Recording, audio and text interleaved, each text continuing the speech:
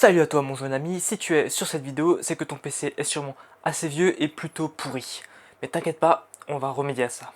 Ah là là, oui, tu as encore un ancien ordinateur qui date d'il y a plutôt longtemps. Les ordinateurs portables ont tendance à se faire rapidement vieux. Le tien n'a pas fait exception à la règle, il se fatigue. Au début il était bien, il était rapide, maintenant il est lent, il peut presque plus rien faire tourner, ça commence à être la merde. Ou tu es dans la situation où tu n'as pas d'argent, ça peut arriver, et tu as le PC du lycée qu'on t'a offert, donc cette merde. Donc il y a un défaut d'usine, c'est que les charnières ont tendance à éclater les fixations de la charnière, et du coup ça te lève tout le capot. Donc ouais, je vais te montrer dans cette vidéo comment on modifie tout ça pour rendre de nouveau un PC parfaitement fonctionnel, et plutôt, on va pas dire puissant, mais tu peux l'utiliser pour faire de la bureautique, pour travailler, tout ça, tu peux. Donc pour faire cette vidéo, j'ai deux modèles ici, donc le HP qu'ils offrent, donc aucun des modèles n'était à moi. Ils étaient tous des membres de ma famille que j'ai récupérés parce qu'ils étaient tout pourris et n'étaient plus capables de faire rien tourner. Celui-ci prend littéralement 5 minutes à s'allumer. Donc pour booster ton ordinateur, tu as plusieurs techniques. Donc tu as les plus simples, donc qui consistent à changer le disque dur par un SSD, donc qui est plus rapide. Du coup, ton PC va démarrer plus rapidement, tout le logiciel va être plus rapide. Et aussi augmenter la RAM. La plupart des PC ont un slot de RAM de libre. Donc il y a un slot déjà pris ou des fois intégré à la carte mère, comme dans ma précédente vidéo on a pu remarquer. Et qui également avait aussi déjà un slot upgrade, donc à 12 Go, à ce moment là tu as besoin de l'augmenter. Mais généralement ton PC va être à 4 Go. Ce que tu vas vouloir faire, c'est remettre une barrette de 4 Go pour passer à 8 Go. Généralement les PC comme ça ont un processeur assez limité, donc c'est généralement des Intel Celeron, des Intel Pentium qui n'ont vraiment pas besoin de plus parce que de toute façon le processeur n'arrivera pas à gérer la charge. Donc avoir 16 Go de RAM, c'est inutile. Donc tu augmentes la RAM, tu passes d'un disque dur à un SSD et là je te garantis que ton PC va vite changer. Ensuite, si ceci ne te suffit pas, que tu veux vraiment un PC encore plus fluide, tu peux opter pour la technique du Linux. Donc tu remplaces ton système d'exploitation sous Windows qui bouffe beaucoup de perf, qui est plutôt lent, par un système Linux. Moi dans cette vidéo j'ai opté pour Zorin OS. C'est un OS qui est vraiment très simple, c'est le plus adapté pour commencer Linux. Du coup j'ai opté pour ça. Et après, dernière solution pour les puristes, donc là tu démontes l'intégralité de ton PC, tu nettoies tout. Donc système de refroidissement, les ventilateurs t'enlèvent toute la poussière. Et tu changes la pâte thermique qu'il y a sur ton processeur, donc tu enlèves vraiment tout. Bon après ça c'est vraiment pour les personnes plus avancées, pas tout le monde peut le faire, parce que tu te retrouves quand même à modifier la pâte thermique, donc littéralement si tu le fais mal, ton PC peut surchauffer et cramer. Donc voilà, moi je vous montre comment on fait, et si vous ne vous sentez pas de faire cette étape, ne la faites pas, vraiment. Pareil pour l'OS, si vous ne vous sentez pas à changer d'OS, à devoir booter sur une clé USB, tout ça, ne le faites pas, honnêtement. C'est de l'optimisation au poil de cul parce que rien que le SSD, même pas forcément la RAM, juste le SSD ça te change la vie.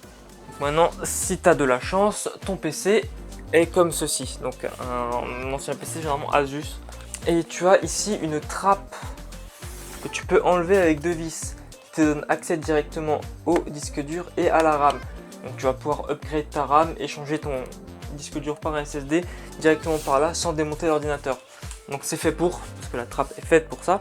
Mais après tu as peut-être comme l'autre PC que j'avais démonté dans la précédente vidéo pour le réparer, tu n'as pas cette trappe et tu dois enlever toute la carte mère. Donc je te montrerai tout dans cette vidéo, enfin les étapes, tous les PC sont différents. Mais je te montrerai les grosses étapes à suivre pour pouvoir opérer à ce changement. Donc pour ceux qui ont ces PC là, les HP, donc offerts par l'État, vous n'avez pas besoin de changer le SSD. Enfin de mettre un SSD à la place d'un HDD. Parce qu'en fait, c'est des formats tellement petits que de base, c'est des SSD en M2, donc les petites barrettes. Et tu peux upgrade sur un NVMe. Moi, j'ai essayé, mon NVMe ne rentrait pas dans le bon sens. Et honnêtement, c'était vraiment sur un poil de cul. Passer de SSD à NVMe, sur des PC aussi naze que ça, franchement, c'est le poil de cul, donc ça sert un peu à rien. La RAM, je crois qu'il y a déjà une barrette de 4 Go qui n'est pas intégrée à la carte mère, donc tu peux l'enlever. Et si tu veux, tu peux mettre 8 Go. Bon, sur ce, on se retrouve pour la manip, je vais vous reprendre en voix off, ça sera beaucoup plus tranquille. Allez, c'est parti. Ok, donc pour commencer, sur ce PC Asus, il vous suffit de le retourner, vous avez une trappe d'accès. Donc cette trappe s'enlève avec deux vis que je vous montre dans la vidéo. Et elle se déclipse. Une fois déclipsée, en fait, cette trappe vous donne accès au disque dur et à la RAM. Donc vous pouvez directement faire l'upgrade direct ici. Moi j'enlève la batterie pour être sûr que le PC n'essaye pas de s'allumer pendant que je suis en train de bidouiller. Donc voilà, donc on voit qu'il y a un port de libre pour pouvoir upgrade la RAM. Et on voit le port de disque dur. Donc là il y a quelques vis à enlever pour le disque dur. Donc là je vous montre le SSD que je vais mettre à la place et la barrette de RAM. Donc ce PC a déjà 4 Go de barrette de RAM, enfin pas en barrette, en intégré dans la carte mère.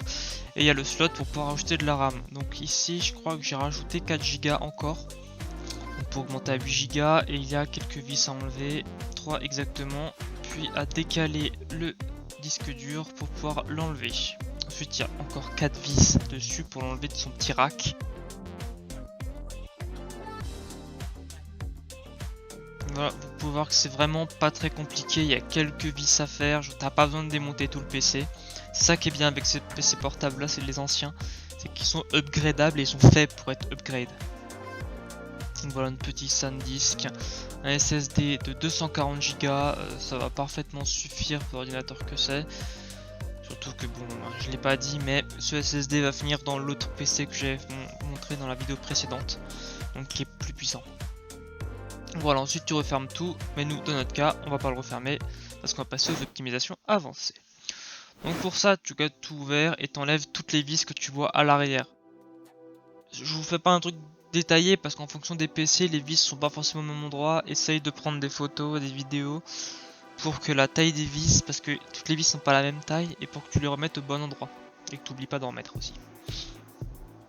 Voilà, ensuite tu le retournes, tu le remets à l'endroit, tu ouvres l'écran et là à l'aide d'une carte, moi je te conseille d'une carte de visite, les petites cartes en plastique là de magasin, de venir décoller parce que c'est d'éclipser la partie clavier. Parce qu'en fait, si tu utilises du truc en métal, genre un tournevis, ça va abîmer le plastique de l'ordinateur parce que c'est fragile. Alors que si tu utilises une carte en plastique, ben la carte est plus fragile que l'ordinateur. Donc c'est elle qui va s'abîmer et c'est ça qu'on recherche en fait. Voilà, tu fais des petits mouvements de levier pour bien tout séparer. Très attention à la nappe qui se trouve en dessous. Il y a quelques nappes pour lier le clavier et le pavé numérique. Donc tu les enlèves bien. Et voilà, une fois cela fait, tu as accès à ta carte mère. Là encore, on va enlever toutes les vis qui maintiennent la carte mère. D'abord là je vais enlever le lecteur CD parce que là on n'en a pas besoin. Et ensuite tu enlèves absolument toutes les vis que tu vois. Pour les remettre c'est pas très compliqué. Normalement il y a là où tu dois mettre une vis à ce moment là. Pour le remontage il y a une petite flèche à côté du trou. Donc qui t'indique que c'est bien maintenant qu'il faut mettre la vis.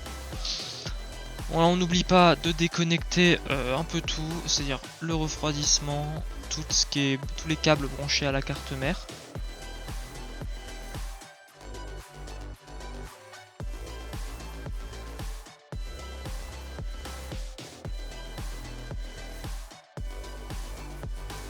Et voilà, tu as ta carte mère.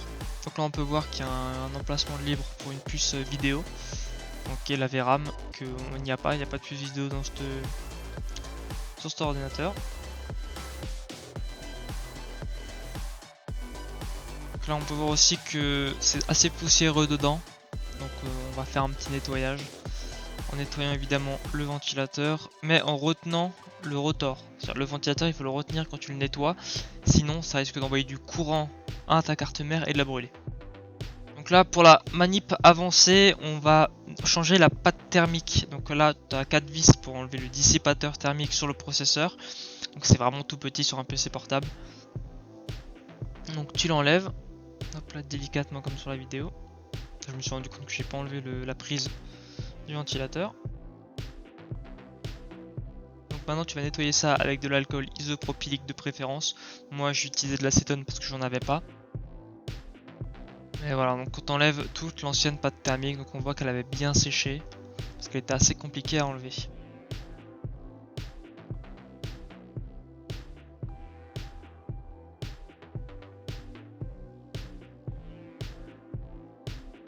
Voilà, maintenant que tout est enlevé, on va ajouter une petite noisette de pâte thermique neuve, et on remet le système de refroidissement.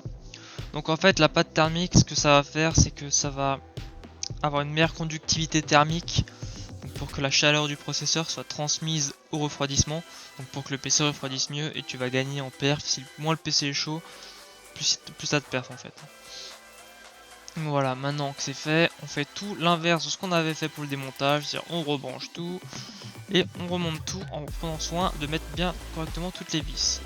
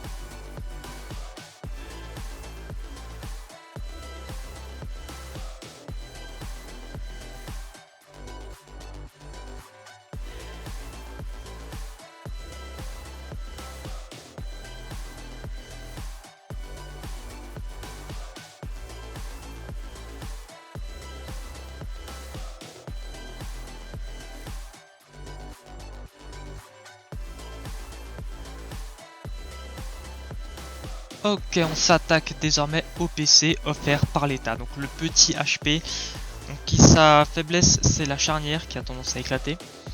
Donc dans ce cas moi je l'avais déjà réparé. Donc là c'est pareil, tu retournes le PC, t'enlèves toutes les vis, il n'y en a vraiment pas beaucoup sur celui-là, il est extrêmement simple à bidouiller. Donc tu dois avoir 6 vis, un truc comme ça. Après tu déclipses la partie arrière, cette fois-ci pas la partie clavier. Donc voilà, toujours la même méthode.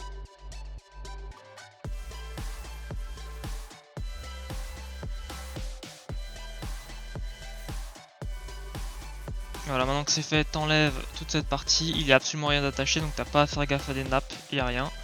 Là on peut voir notre SSD, donc c'est déjà un SSD.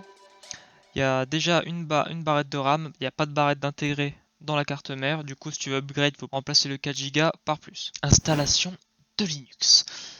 Donc, sur Windows, tu vas dans le bouton de Windows Update, tu descends dans Récupération, et ensuite tu peux redémarrer.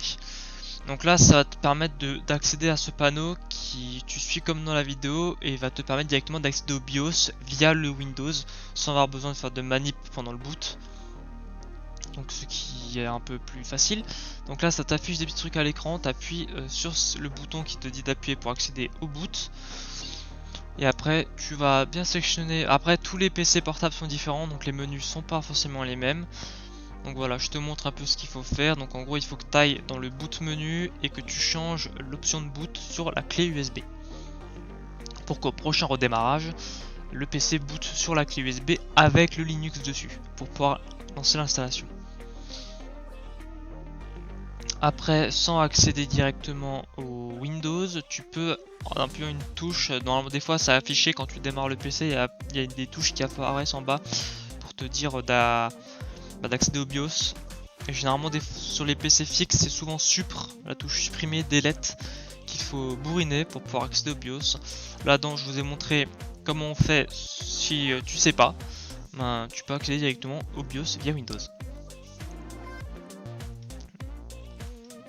Donc là l'installation se fait. Ce qui est bien avec Zorin, c'est qu'une fois que c'est installé, c'est pas vraiment installé en fait, tu peux le tester sans avoir à l'installer complètement. C'est-à-dire que tu peux tester l'OS en démarrant depuis comme ça va te proposer à l'écran ici, directement depuis la clé USB sans avoir à l'installer. Moi dans mon cas, je l'ai installé correctement sur la machine pour la rendre un peu plus rapide. Si ton PC est vraiment pourri, tu peux installer la version Zorin Lite qui est prévue pour les PC tout pourris. Là dans mon cas je ne l'avais pas fait, j'aurais peut-être dû le faire parce que ça lagouille un petit peu quand même. Bon bah voilà, grâce à cette vidéo, sans trop truiner, pour moins de 100 €, tu es passé d'un PC tout pourri qui n'était plus capable de rien lancer, qui prenait 15 ans à s'allumer, à un PC rapide. Je vais pas dire puissant parce qu'il ne l'est pas, le processeur ne peut pas être plus puissant que ce qu'il n'était déjà, mais disons qu'il a été remis au goût du jour. Donc au lieu de l'avoir jeté parce qu'il n'était plus assez rapide pour acheter un nouveau PC qui coûte cher, tout le monde n'a pas le budget. C'est pour ça d'ailleurs que l'État offre un PC, parce que tout le monde n'a pas le budget d'avoir un PC, et maintenant c'est devenu primordial d'en avoir un pour bosser. Donc ils ont donné ça, et là je vous ai montré une technique pour les booster. Donc pour moins de 100 €, sans trop vous ruiner, réussir à avoir de nouveau un PC fonctionnel. Donc oui, ça va pas sur le long terme, tu arriveras quand même à la limite du PC, parce que des logiciels vont être de plus en plus puissants, demander de plus en plus de choses, mais juste pour de la simple bureautique, du traitement de texte, honnêtement ça suffit. Après c'est sûr que si tu veux upgrade, tu comptais faire du jeu vidéo sur ces PC là, vraiment non, ça ne marchera pas. Même en l'ayant boosté, le truc tu gagnes juste en vitesse en fait. Cette technique te permet de gagner en vitesse et du coup que ce soit nouveau confortable à utiliser. Genre je pense même pas que ce PC fait tourner Fortnite, hein, et jamais tu feras tourner les derniers jeux du moment avec ces PC là. Peut-être que tu pourras faire tourner des vieux émulateurs de NES, ça oui, mais pour du jeu vidéo, c'est pas fait pour eux de toute façon. Donc voilà, j'espère que cette vidéo t'a plu, n'hésite pas à t'abonner, à mettre un like, ça soutient la chaîne, ça fait monter, un commentaire aussi si tu veux poser des questions ou quoi, mettre du soutien un peu, ça augmente le watch time, tout ça, tu connais hein, l'algorithme, faut se mettre en avant. Et ouais, sur ce, grâce à ça, j'espère que tu auras pu faire revivre ton ordinateur et le jeter. N'hésite surtout pas vraiment à partager la vidéo donc à tes amis, donc si eux aussi ont un PC plutôt lent et qu'ils avaient prévu de le changer à cause de ça, montre-leur la vidéo parce que peut-être que ça pourra les empêcher de se ruiner pour pas grand chose au final. Bon, sur ce, je vais te laisser parce que tous les rushs que j'ai, ça va être plutôt long à monter et j'ai plutôt la flemme. Porte-toi bien et à la prochaine. Ciao!